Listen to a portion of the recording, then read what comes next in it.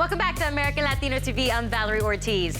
Now, Latina actresses have been increasingly cast in TV and film, but there was a time very recently when it took a few pioneering performers to break through the barriers that left a lot of our talent on the outside looking in.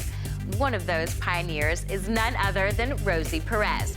From landmark performances in movies like Do the Right Thing and White Men Can't Jump, Rosie has always worked her unique look, not to mention her signature voice, to become one of the most distinguishable Latina actresses of her day.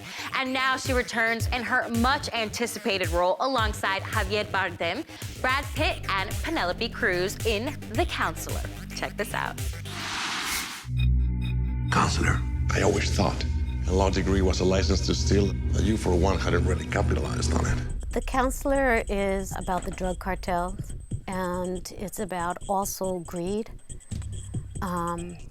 tragedy, and the human cost behind drug trafficking.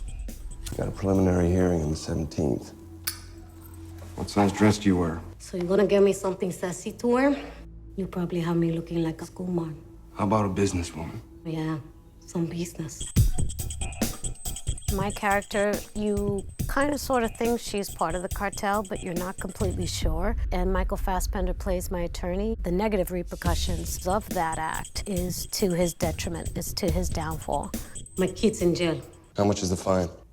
$400. Jesus. I don't guess you would spring for it. Christ, $400? Yeah. All right. All right, what? All right, I'll get him out. Thanks. I owe you. Is it easier for a predominantly Latin star-studded cast? Nowadays, probably so. It was very, very difficult when I first started in the late 80s. I was very fortunate. I never wanted to be an actress, and Spike Lee discovered me, and my first film was Do the Right Thing.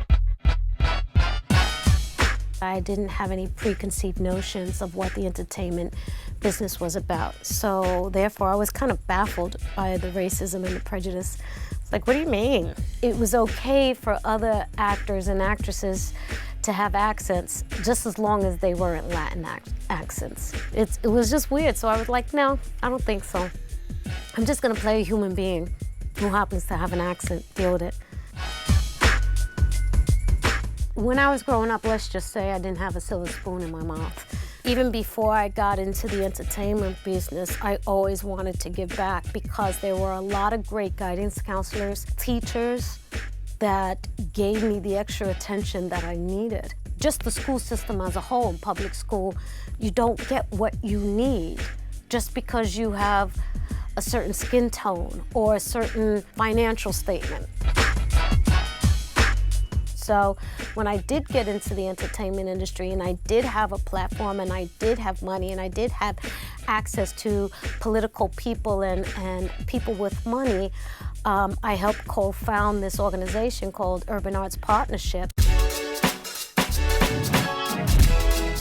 And it's an arts-ed curriculum that we bring only to public schools. What we do is that we have the arts help the kids comprehend the academics. And it's been very successful. We started with one school in Brooklyn, and now we're in over 90 public schools in New York. And we started with one school here in Los Angeles, and in 3 years, we're now in 11.